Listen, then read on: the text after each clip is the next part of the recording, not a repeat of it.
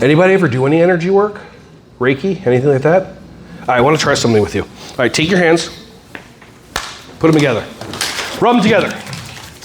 How many of you feel heat, friction, energy? Okay, cool.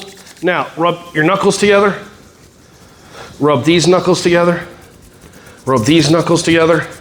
Cool beans. Now, cup your hands and just pull your hands out like this and just hang out.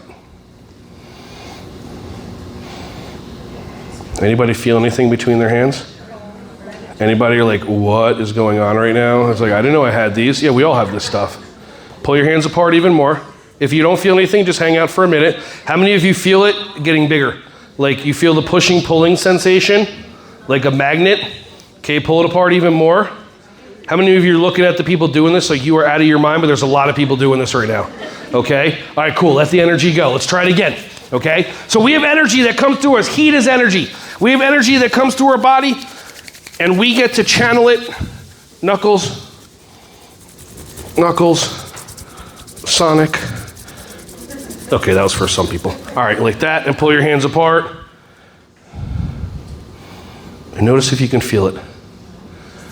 Do this with your kids. It's awesome. They'll be like, what is going on? Now pull your hands apart even more. And now give yourself a hug. And now hold it. And close your eyes.